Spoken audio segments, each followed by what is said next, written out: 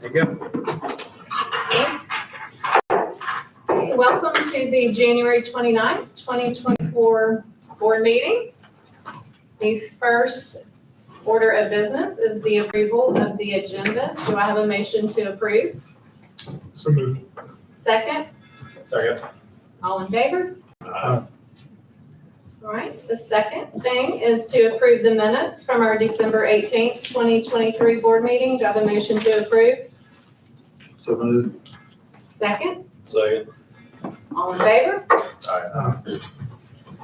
Board members, a couple of recognitions tonight. I wanted to share with you. The first is introduced to you. He's no stranger to the community by any stretch, but in his new role, Shane Ware is now our chief of police for the city of Vestavia Hills. And I wanted to just come up and share a little bit with you about himself and his relationship with schools over the years, and just make that a point. Welcome, Chief. Thank you, sir. Thank you. Good to see you. It's good to see all of y'all again. I think it's been a few months since I was last down here and I extended the podium with. First of all, I just want to say that back around November 27th last year, the city appointed me as the new chief of police. I've been working for the city now 24 years tomorrow. And I've got about 28 years total experience as a police officer, working both for the city of Vestavia Hills and for the city of Bessemer back in the 90s. The purpose of me being here today is really simple.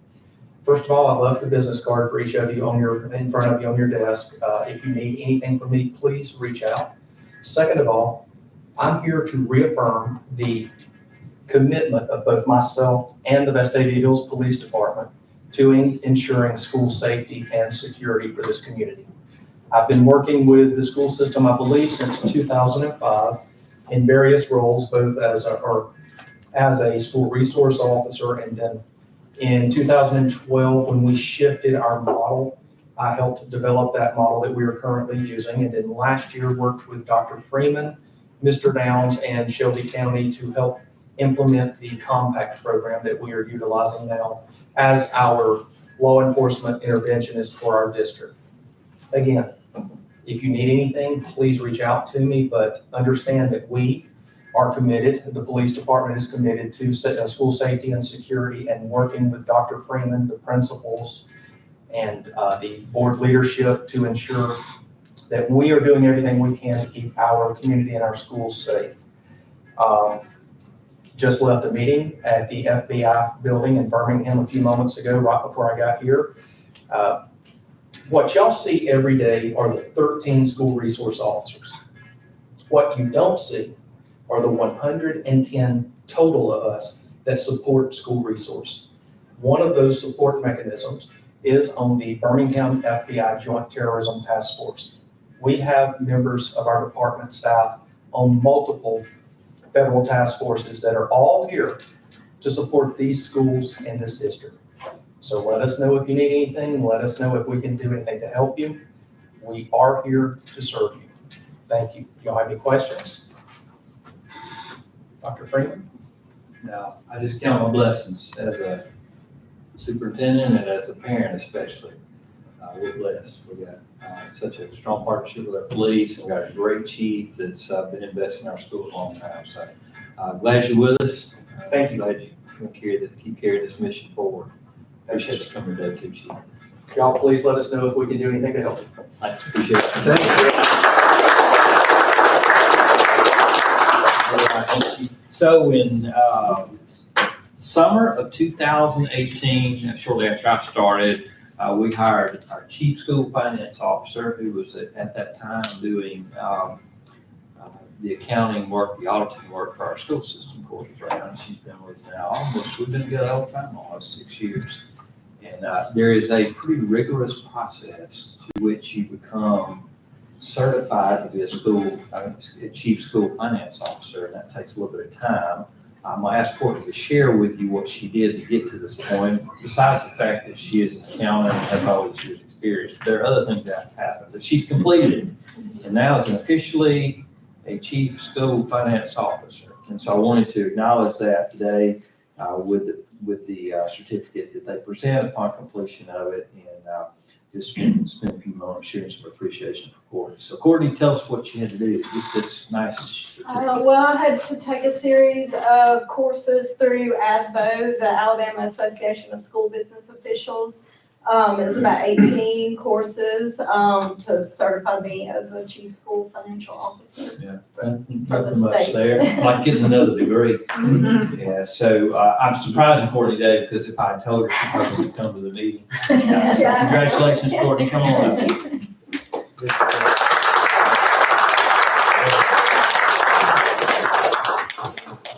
Yes, thank you. All right, Courtney's done a great job with us in this role, and look forward to hearing her in a few minutes. So Tricia, thank you for a very nice job. No, she's not going anywhere, is she? No. Okay. No. We've already got a place in her office for that. All right. Okay, we'll move on. Speaking of finance, Courtney, share a financial statement with us. Good afternoon, board members. I provided the December 31, 2023 financial statements and check register for your review. As of December 31, 2023, we have collected 15% of our budgeted ad valorem tax revenues compared to the 17% that we had received last year. Some of this difference is due to timing differences of when we received the funds between December and January due to office closings for the holidays. So next month will be a better comparison of how we really compare over last year to date. But we are, our revenues are up enough that we have not had to utilize our line of credit to the state. And I don't foresee that we will since we're going into our higher tax revenue months. In December, we earned $39,796 in interest income on our investments and treasury sweep arrangement. And our total expenditures and transfers out in the general fund as of December 31 were 26.2% of the budget compared to 24.9% last year. In the third month of our fiscal year, with all things being equal, we should be at 25% of our budgeted expenditures. We're a little above that due to some annual expenditures and our early Chromebook lease payoff. Monthly financial statements and check registers are available for viewing on our website upon board approval, and all board bank accounts have been reconciled as of 12/31/2023. Hey, Courtney, board members, I recommend approval of the financial statement for December 2023. You've heard the superintendent's recommendation to approve the financial statement for December 2023. Do I have a motion to approve? So moved. Second, Second. any questions, comments? All in favor? Aye. All right. Item 6 is consent items, and they are for out-of-state overnight, in-state overnight field trips, and they are inclusive of athletic competitions, arts competitions, and academic competitions. So you can see spring season is in full pledge order, and I would recommend approval of these consent items. You've heard the superintendent's recommendation to approve the consent items for out-of-state and in-state overnight field trips. Do I have a motion to approve? So moved. Second, Second. questions? All in favor? Under business, item A, I recommend the board approve the resolutions for inductees to the Educator Hall of Fame. Heard the superintendent's recommendation to approve the resolutions for inductees to the Educator Hall of Fame. Do I have a motion to approve? So moved. Second, all in favor? Board members, as you know, tonight we'll be recognizing them in a ceremony at Civic Center, 6:30. I look forward to this. These are 5 incredible educators that collectively represent just a little bit over 100 years experience. They vary from different facets of education as teachers and administrators, superintendent, our first superintendent in our school system. One has been a board member after they retired, so in a lot of ways have just remained committed to our schools. So what a distinguished group. And you have all the resolutions, and we'll make those available on our packet as well. All right, thank you. All right, item B, I recommend the board approve the trademark coexistence agreement with One Rebel Limited. Heard the superintendent's recommendation to approve the trademark coexistence agreement with One Rebel Limited. Do I have a motion to approve? So moved. Second, Second. I'd like to dive into this one a little bit, if you don't mind, before you vote on it. Marcus Chatterton is with us, who has been working with our system for several years on our trademark branding work and developed the agreement that we now have in place for a number of our partners that we had talked with you about in December. But this is a little bit of an unusual situation. Wanted you to make sure you're aware of it, and I thought it would be good for Marcus to share. So thanks for being here. Well, thank you for the invite, Dr. Freeman. Appreciate that. Appreciate working with the board on this and other issues. As Dr. Freeman mentioned, we've been working with the board to secure both federal and state trademark registrations for the board's brands. Trademarks that are eligible for registration, and also helping to implement a licensing program. One of those marks is the One Rebel mark. And when we went to seek federal trademark registration, we discovered that there's another entity based in the UK that's using a very similar One Rebel brand. It's a fitness studio that's operating in the UK, Australia, and a few other places around the world that had filed an intent to use application to expand into the United States. It looks like they began using their mark about the same time that we did. Under direction from Dr. Freeman, we reached out to their representatives and they proposed a coexistence agreement, which is what's before the board today. So the way that would work, a federal trademark registration, a straight federal trademark registration, gives the owner presumptive nationwide rights to that mark throughout the entire United States. In a coexistence situation, what we would have is we would have a geographic restriction between the two different users. The proposal on the table is that the board would own all rights in the One Rebel mark within a 250-mile radius of Vestavia Hills, which would include the Atlanta market and the Nashville market, markets that probably had some value to the other side.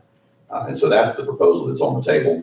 Of course, if One Rebel, the other One Rebel, the UK fitness studio One Rebel, goes under or ceases to use its mark or in some way abandons its mark, we can go back and secure the entire nationwide rights. We did have some options to dig in for a protracted fight with them. It's one that possibly could have gone either way, but the recommendation coming from us is that we would pursue and agree to this coexistence agreement. It would allow us both to have registrations. I'd be happy to entertain any questions on it. They've just filed an intent to use the mark, and when did they file that? It's an intent to use, but it's based upon existing foreign registrations, so it's under class 44. I know you have a lot of experience in IP law as well. The intent to use was filed, I don't have the date before me at the moment. It was well before we began our work to file our application. But not before, I mean, I guess, not before we began using it in this geographic. We are the senior user in the United States, which was the basis for our potential opposition. Sure. But once we got into it with the other side, they quickly proposed a coexistence arrangement, and that's the discussion we've been pursuing, just given the practicality of the situation. How close is their mark?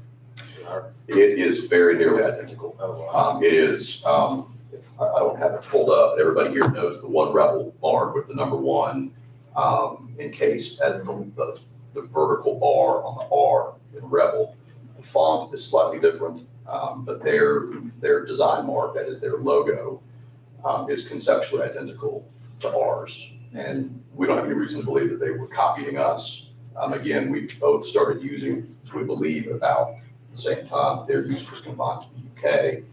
They have been, at least in some sense, doing business in the United States via their website, selling some merchandise, but they don't have any physical locations here yet. So as you could imagine, if it went to an opposition before the Trademark Trial and Appeal Board, it could go either way. I like our position, but our recommendation is that we pursue the coexistence. And, under the coexistence agreement, what is our limitation? I mean, obviously, we can still sell it on the web, or we're limited to, if we've got alums in California. Absolutely. There should be, so if we would have an exclusive right for enforcement purposes within a 250-mile radius of here. So they would be forbidden, for example, from opening a fitness studio here or in Atlanta, Nashville, Jacksonville, Florida, places like that. Conceptually, we don't anticipate any bar to online sales, to our ability to license it in that way. The primary overlap would be in apparel. As you know, federal trademark registrations are by classification. And so we would both have a registration in class 25 for apparel, but it shouldn't be a bar to the online sales that are licensed under our program. It'll be a lot cheaper than litigation. That's hence the recommendation. Yes, sir. No loser pay in litigation. That is not a loser pay system of litigation. It's everyone pays their own cost, barring an exception case. Do they use red and blue? They do not use red and blue. Good question. Their primary colors are black and white. It would appear. Their application does not claim color as an element of the mark, and as an aside, we have to claim color for our marks generally because that creates broader protections. So at least in a theoretical sense, if we claim the red and blue colors for our primary VH mark, and somebody wanted to make it pink and green, they would have no argument for not infringing. So best practice to go for the broader registration and not claim color. We can still put one Rebel in white on whatever we want to, and then sell it within the 250. We would have absolutely no restrictions within our geographic area. As Mr. Brown picked up on very quickly, the more interesting question is what if we're both conducting online sales elsewhere? What if somebody here wants to order one Rebel headband from them? And what if one of our alums in California wants to order Vestavia Hills One Rebel sweatshirt? The way we've structured the agreement, there would be no cause of action against each other. But as far as the rights conferred by the registration, the rights are within the 250-mile radius. Dr. Freeman, may I add one more extension? Good. One thing I think is helpful just to know in this as well is that I obviously cannot speak for this other business, but in looking at their franchise model, they're in very few locations in very, very large cities. They position themselves as sort of an elite kind of niche brand. So like London, Dubai, I think Sydney is a location. So this is not like a Planet Fitness that wants to have a presence in every town in America. You know, and Mark Zuckerberg said that they may never expand into the United States, but if they did it, it might just be like a New York, LA, and that may be the extent of the business. That's right. And we did not get a lot of opposition to the buffer that we requested, which was initially surprising. I thought they would want to take the Nashville, Atlanta market. So if they come, so the way the agreement is now, if they do decide to go to Nashville, Lane's and Red's hottest town, do they have to come to us and get an agreement to say, hey, we want to use this mark, and maybe, yeah, you can, but maybe we'll That get is a little correct. compensation for it? They would need to seek a license from us. I've been referring to it as a coexistence. Technically, it's a concurrent use registration.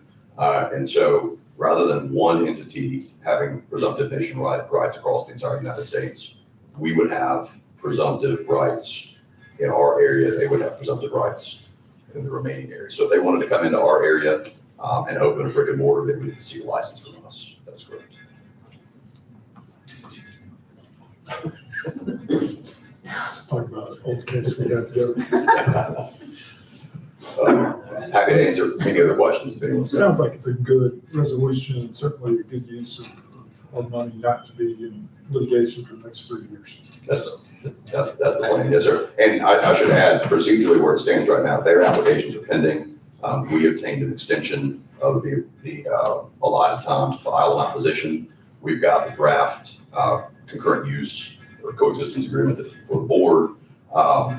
With the board's approval, what the next step for us would be that we would file a concurrent use application of our own. While theirs was pending, we were holding off until we get this papered up. And their pending application is being converted into a concurrent use agreement, or I'm sorry, a concurrent use application. And since they're being both filed by consent, it really ought to be more or less a rubber stamp by the trademark office. I think I would add, correct me if I'm wrong, Marcus, but the fact that we pursued the federal trademark uncovered the situation for us. I think had we not, who knows where this would have wound up. So just from that perspective, I'm glad we went the route we did. Yeah, so that's correct. We became aware of this when we began the steps to file a federal trademark application. That's exactly right. Thank you very much. Thank you for having me. Appreciate it. So all in favor? Okay, item 8 is personnel. Members, I recommend approval of personnel actions as submitted. Heard the superintendent's recommendation to approve the personnel items. So I have a motion to approve. So moved. Second, Second. all in favor? All right. We have a couple of administrative reports to share with you. One, I will share briefly some information that I think is timely. And since we're not out of the period of time where weather can impact school, I thought I would just share some particulars with you. To start with, schools are required to have calendars each year, and the law states that they are to either have a 187-day calendar or a 1,080-hour equivalent. And when you look at our instructional day to meet 1,080 hours would be 166 days. Our school calendar that is a board-approved action is 177 days.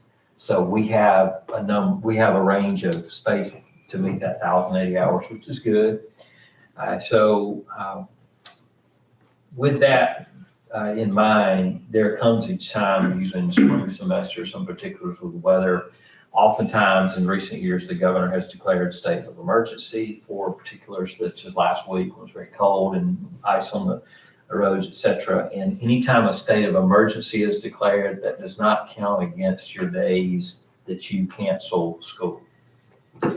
If you have a day that you cancel school where an emergency is not declared by the governor, that would count against. And we've had one of those so far. That was the Friday that preceded Martin Luther King Jr.'s holiday, and we anticipated, based on forecasts, some severe weather. Fortunately, that didn't happen. Nevertheless, we lost a day. We have an inclement weather day in our calendar we build in each year in April that we can use if need be. And I don't anticipate suggesting we need to use that at this point. I don't think we do, because we've only lost one day out of our 177.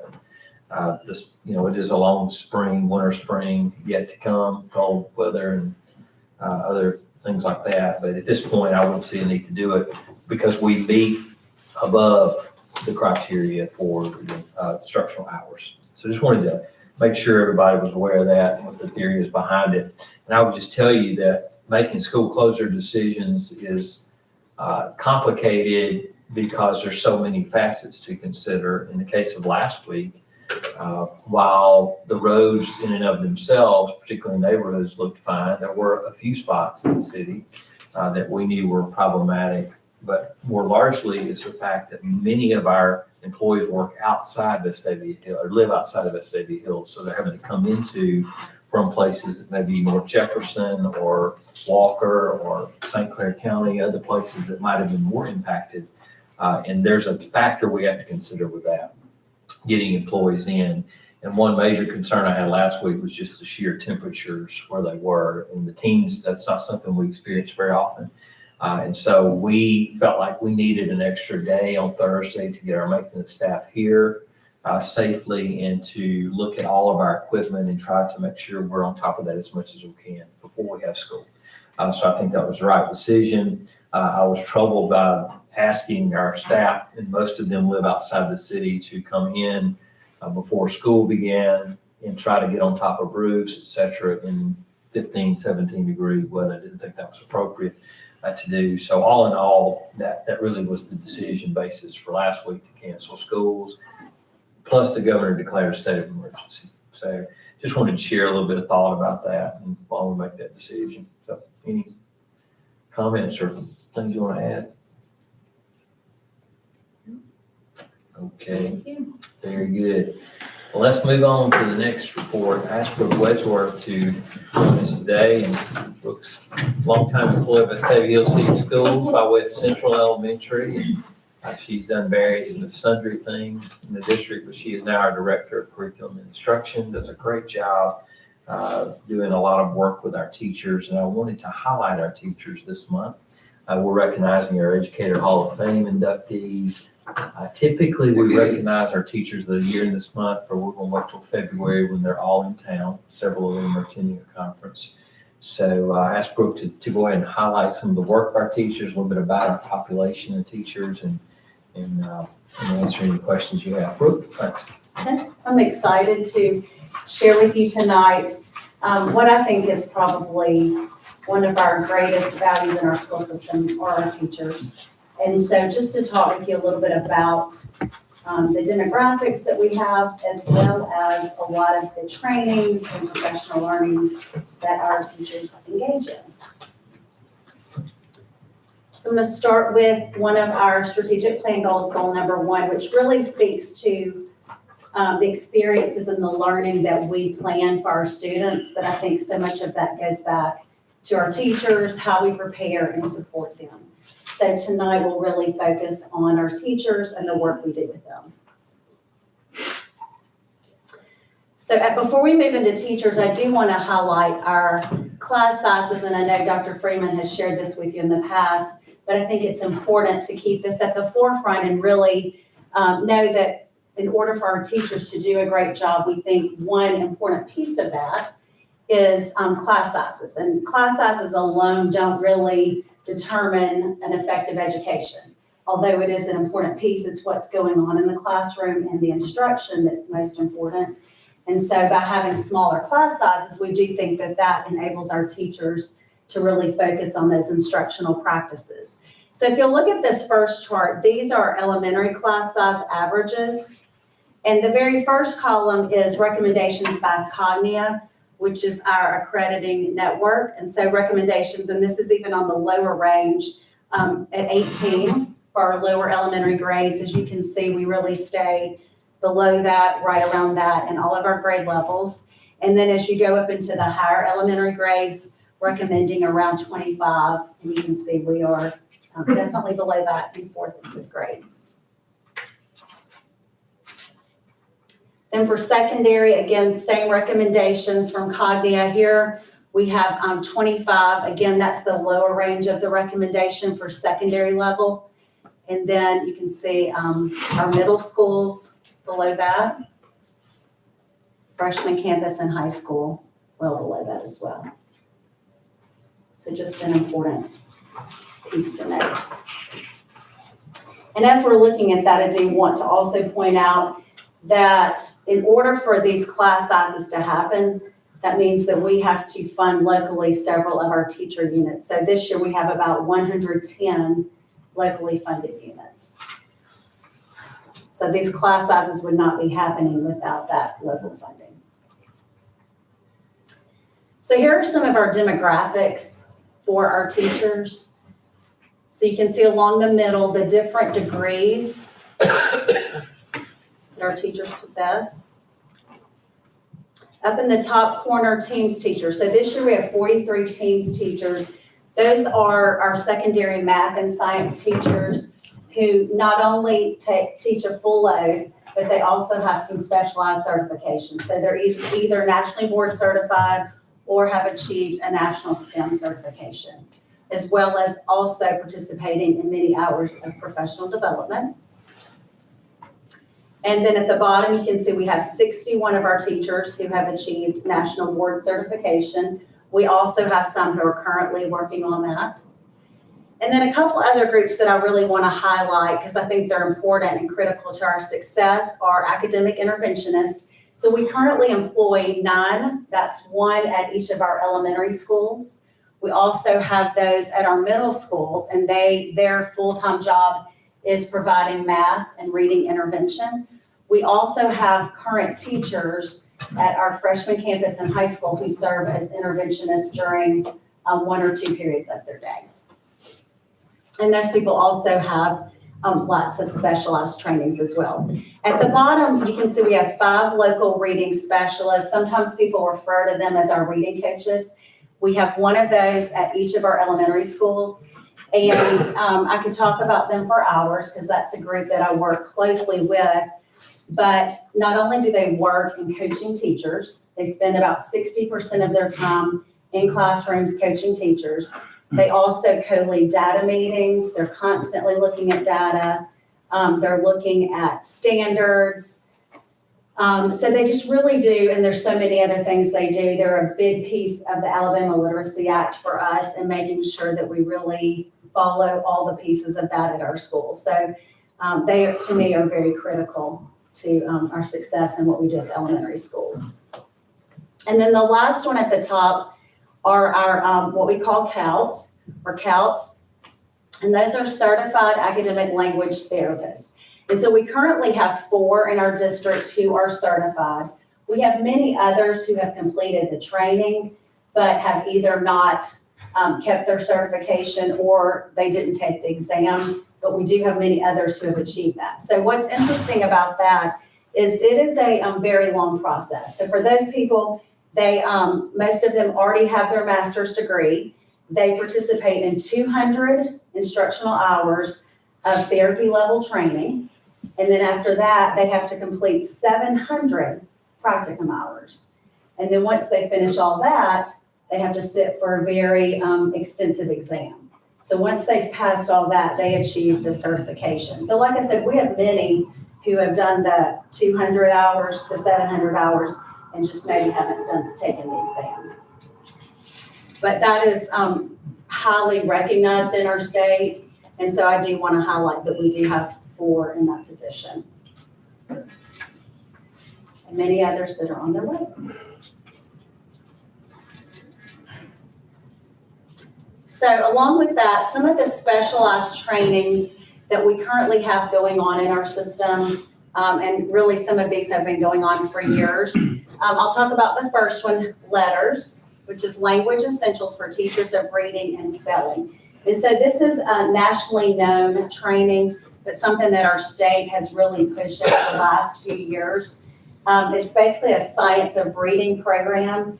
And again, when you think about teachers going to trainings, this is not a one-day training. This is really a 2-year commitment. So when our teachers finish this training, they have completed 200 plus hours of work. So that includes it's 8 days spread out, a full day training. It is, they have 2 volumes. Each one is 8 units of work that they complete on their own. And then they also have tests and exams that they do along with that. So this is something our state is pushing through the Literacy Act to really hone in on a deep understanding of the foundations of reading. And so I'm happy to say that we've got 103 of our teachers, this is pretty much all elementary, who have already completed this, are in the process. So right now, we actually have our own cohort going through. So some of our administrators, we did the admin training, and then we're now participating in the one with teachers too. We also have dyslexia awareness training that we are continuing to provide and have provided for several years. This is led by some of our ARI members from the state, and it's just really a simulation of what it's like to try to read and to learn to read and write with a dyslexia diagnosis. So it's very good, and it also provides strategies for our teachers. We have been participating in Phonics First and Structures training really for about the past 6 years. And this is, Phonics First is our phonics program, kindergarten through 3rd grade. And Structures is what we use for 4th and 5th grades. Again, very extensive work for our teachers. So the teachers who go through this, which is really all of our elementary classroom teachers, they've completed 5 full days of training in this. Mouth Foundational is provided by our state organization, AMSTI, and that's an emphasis on math teaching practices. We also have Science Foundational for our middle and elementary science teachers, which again is about the science practices and what science instruction should look like. And then our teachers have also been through benchmark reading and writing workshop training. So these are just some or a few of the ones that have been ongoing and that we're continuing to participate in. Any questions? It's a lot of training. And I would like to highlight what happens in the summer here. So I think many people often think, the bell rings on the last day of school, our teachers pack up their rooms and then they leave for the summer and then they reappear and come back in August. And so for those of us who've worked in education, we know that's really not the case. And it's certainly not the case for our teachers, because our teachers are so engaged in learning and always wanting to learn and improve. And so really summer is when a lot of their professional learning happens. So what happens in the summer here is we have two different things. We have professional learning sessions that we provide and teachers can attend. And then on the left side, we have what we call DIYs, or design it yourself. And that's where teachers or groups of teachers fill out an application and they really design their own professional learning session for the summer. So you can see here are some of the topics that our teachers chose to participate in and write applications for last summer, and then they led all these themselves. So our elementary teams had various focuses that they worked on by grade level, STEM focus. Many of our secondary groups met and worked together. And not only did they work with their grade level and even across like the middle schools, but they also did a lot of vertical alignment, which might mean 6th, 7th, and 8th grade science teachers work together to really look at what does this look like across the grades. Some of our groups, such as interventionist, ExEd, EL, gifted teachers work together. In design professional learning, we had a focus on character and also on house system. And then on the right, you can see some of the sessions that we provided this summer. And I know you saw some of those in the last one as well. So this summer, we had 315 of our teachers participate in summer learning. And 265 of those also participated in DIYs.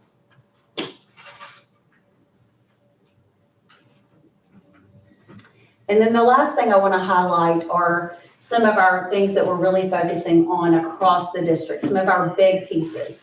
So you've probably heard about professional learning teams, or PLTs. That's something that we've really been working on, I would say strongly, over the last maybe 3 or 4 years.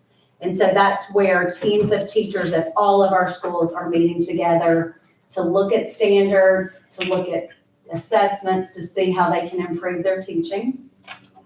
High reliability schools, which is the work of Robert Marzano. And that's really how can we continue to improve our schools, improve our teaching practices. PLTs, that's a big piece of that as well. And a lot of our teachers and admins are actually at the High Reliability School Summit this week. So we value it enough to know that sending teachers and admins to those summits and institutes is really important. It's also the focus of our learning sessions with our principals and assistant principals. We've been engaging in instructional rounds at our schools, which is where we go as groups of teachers and admins and visit classrooms, really examining what's going on in those classrooms to really learn from each other. We have teacher leaders, which I'm excited because our new cohort is being announced this week. So we will work with a group of, I think we're gonna have about 30 teachers in our new cohort, and we'll work with them over the next year and a half to really build up their leadership skills to lead as teachers. Rebel Academy, which is our new teacher training that takes place every 3 days in July. You're welcome to come visit or attend this summer. We have a great mentoring program that we really focus on in year 1, and that's matching up each new teacher to our school system with a mentor. Hope Leadership Academy, which I know Dr. Cooper has spoken with you about before, but it's really about character and the culture in your schools. And we have many, many teacher teams that are going to the Hope Institute and have been going really for the past 3 years. So we have several teams from our schools attending that, as well as a central office team. And then the last one, which I mentioned, is we have professional learning sessions for principals, assistant principals, and our teachers who hold that admin degree, so our aspiring administrators as well, because we believe just like our teachers want to learn and grow, our administrators do as well. We recently launched a new initiative to Yeah. get some ideas for furthering our work toward our mission. We can talk about that. Yeah, so Rebel Innovation was really, I think the application was just released last week. And that's an opportunity. We don't really know necessarily what it's going to look like because this is something we've never done before. But what we've noticed is our teachers over the years have wonderful ideas. They're like, have you ever thought about this? Could we do this? We want to do this. How can we make this happen? And so this is really going to give a little more to that because teachers can come up with these, broad, innovative, creative ideas, fill out this application. Then from that, we will select some of those to go to a panel. And we have a panel that will then select and award these innovative ideas. So they'll be able, if it involves money, possibly award money to help them, or how can we make these ideas come to life? So we'll be doing that actually February. So when those applications are due, and then in March, they go to panel, and we'll be awarding those, I believe, later in March. It's exciting. It is exciting. Yeah, I do want to also mention as it relates to the support of our teachers, our community support is impressive, always has been. We have quite a tradition here. Our foundation recently awarded a number of grants to teachers that apply for things that will benefit the classroom, strategies, professional development, resources, things of that nature, big contribution from the foundation. And then each year, our PTOs award grants for some of the same type things that our teachers can apply for. We're looking in our district at other ways we can support differently, and I look forward to sharing some of those in the spring. That it truly is the difference maker in the classrooms, what quality teacher we have, and I think we're quite blessed in our schools. And that's why we invest in our teachers, is because we know, these great things will continue to happen. And I will say the foundation, every year we've been awarded a grant that really helps to fund some of our teacher leaders programs, our new teacher orientation, and some of our summer professional development. So we're grateful for that support as well. Are the professional learning teams just within a school, or did they get out and meet, say if you're at East, do you get out and meet with teachers at V-Help, where they can all interact and share ideas off each other from other schools, or is it just within your little school community that they're meeting? They really start within their school. So they're working as, for example, a third grade at West might, work together. The world languages department at the high school works together, but then you have the Spanish PLT, the French. But what's interesting, Jacqueline, is, and this happens periodically throughout the year, in the summer, as part of our DIYs, even on professional development days, is those groups are able to come together. So you might see all of our music teachers from across the system gathered in a PLT. You may see all of the world languages teachers from 6th through 12th grade together. What we try to do intentionally as well is we bring our 7th grade math teachers together, all of our 2nd grade teachers together in trainings and things. So there are lots of opportunities for them to work and collaborate, outside of their schools. Yeah. Well, thank you.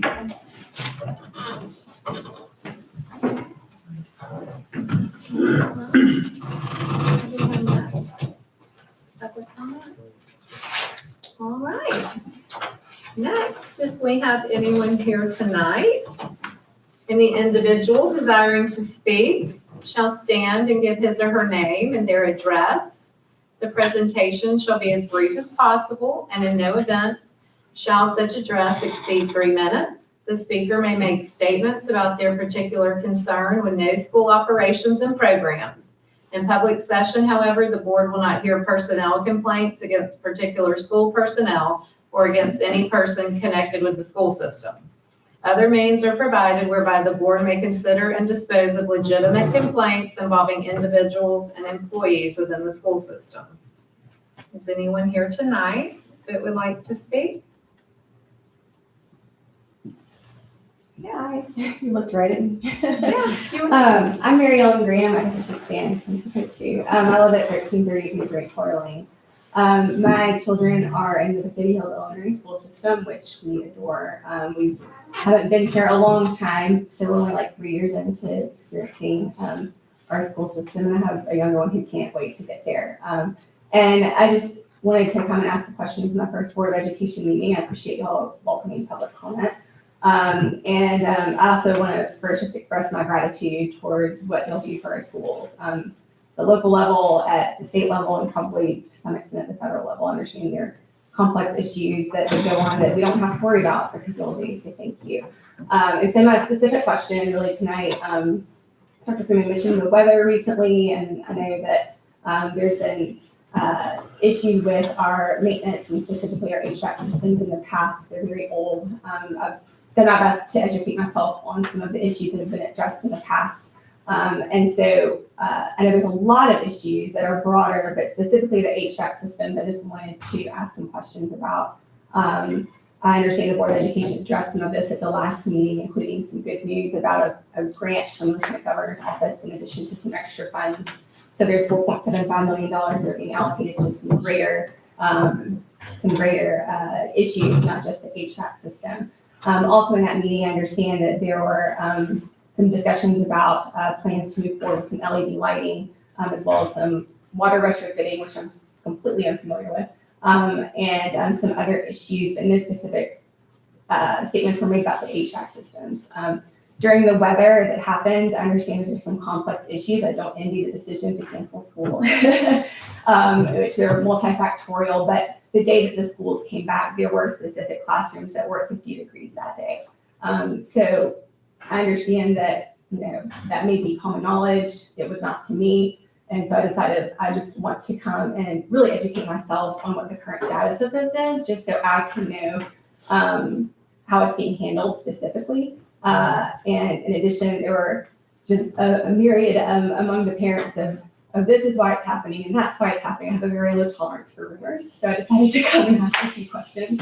So really specifically, my questions are regarding our current allocation of that $4.75 million, what the status of the HVAC system is, what the timeline is for addressing the HVAC. In other words, is it going to be done school by school, or do we have to wait for the funds to do it system-wide? And also, I'm sure it has to do with, can the students be in school when this is happening, complex issues. And really the third thing, because I'm sure what was discussed at the last meeting was not comprehensive, if there's reason for prioritizing things like LED lighting as opposed to HVAC systems with that $4.75 million, considering that that does affect our wonderful teachers who have to teach at 50 degrees. I know I couldn't do that. I couldn't hold children's attention at 60 degrees. So what the reasoning is for prioritizing LED lighting over HVAC systems, and I hope those are not ignorant questions, but those are not questions. I'm happy to address. Thank you. Appreciate you coming, Dr. Graham. The decision relative to how we spend the Lieutenant Governor's money really has to do with where we can best utilize the amount of money that we applied for.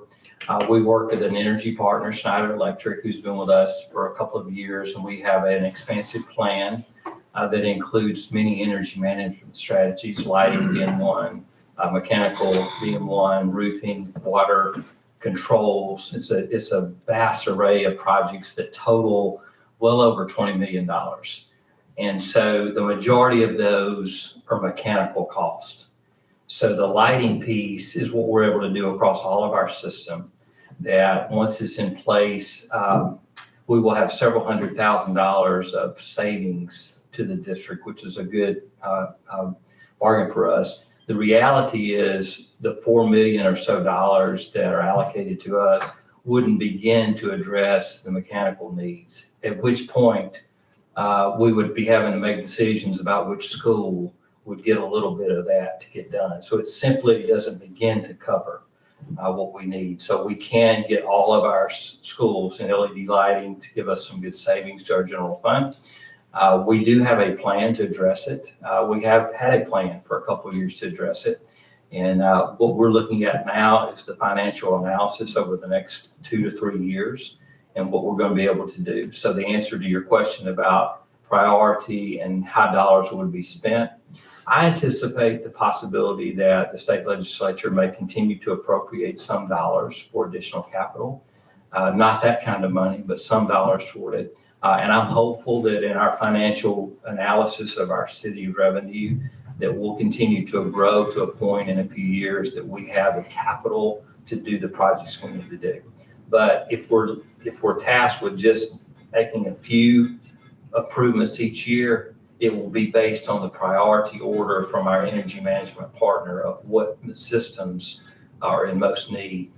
East is one school that we have addressed. I think we have put a number of new units on that building, not the whole building, but it is actually ahead of some of the other schools because we've not been able to do it in some of our other schools. So it has been ahead of the bid. The high school has had a little bit of work as well on its major boiler and chiller systems. So we've had some limited work and we'll continue to do it as dollars are available. So I hope that answers questions. Yes, so that helps tremendously. Okay, yeah. So that the energy company is helping make the decisions as to which things will be most beneficial in which Yeah. order. They don't make the decisions, they give recommendations in the order that we do it, yes. But Schneider Electric is certainly a well-known company in energy management and they work with us.